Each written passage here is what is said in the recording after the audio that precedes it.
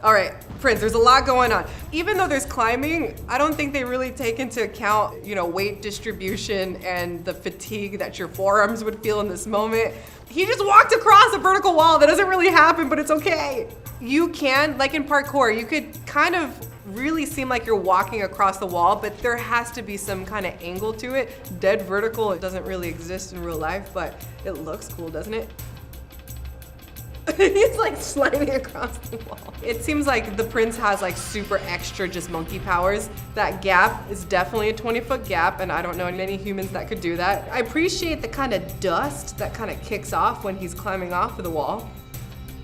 Him scaling a dead vertical wall from the side is my favorite. It's like if you were just sliding across a dance floor. Because you don't need to utilize your hands when you're sliding across. But no, it's fun. Even though the climbing is not that accurate, it's just so much fun to kind of like get across a lot of surface area in a short period of time.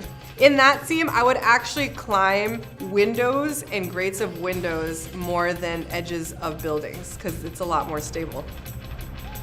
So in order to save energy for those ledges, I would also throw a heel in because that takes some of the weight distribution from your arms and kind of distributes it equally throughout your legs and your body. Okay. At least on that one, he kind of like just put his foot in a crack. So at least I appreciate that they have him scale the side of a wall with no hands on like a little bit of crack in the system. I would definitely be afraid of that move if it was in real life because this looks like a 100-foot drop. And these climbing holds are a bit tricky because even though they're protruding out of the wall, they look what we call slopey. So when you have a sharp edge versus like a rounded edge, these definitely look rounded. Okay, down climbing is pretty accurate. So you could utilize the momentum of gravity to kind of like quickly get you from obstacle to obstacle, but you have to just know how to catch yourself.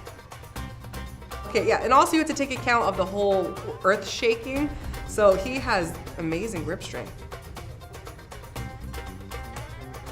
I have to keep reminding myself this game was released in 2003. This is the first of its time. So, the people developing this game probably didn't have actual climbers to help them through these moves. They're like, this looks freaking awesome.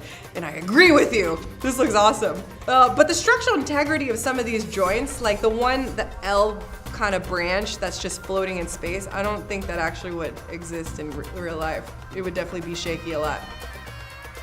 And I would also climb down the chain instead of the block. Chains are a lot more stable and you could utilize the swing to kind of get where you need to go. Oh, there it is, just a little wall climb, no big deal. I would also take these little ropes and kind of carry it on me and just bring it around the shoulders because it doesn't take that much weight to carry a rope with you. Oh, this is little Ninja Warrior moves. So we call these cat grabs, where you kind of use the side of a wall and you have to do a complete 180 to jump to another obstacle. For columns like this, you want to bear hug it more than put your feet against it because more surface area, the better grip you have. I'd rather do that move. You could also do, if you guys watch the old cartoon movie Mulan, where she does the kind of rope against a column, it works. It actually works. Yeah, you got the style points with the backflip. Okay, this is like, parkour Ninja Warrior with style because he does like a backflip while landing. For momentum purposes, I would just avoid doing the backflip, but he looks great doing it. Bom, esse foi um vídeo de um especialista reagindo a um game sobre a área que ele domina. Claro, deixa os créditos ao vídeo original, Gamelogic, que é um canal lá dos Estados Unidos que postam reações de outros especialistas ao game em específico que tem a área que ele domina também. Mas tudo em inglês, e aqui pro canal eu trouxe com legendas em português para você, mastigadinho, tudo bonitinho, tá? Então, se você assistiu até aqui, deixa seu like e inscreva-se no canal, porque isso é muito importante para um canal novo, que nem o meu.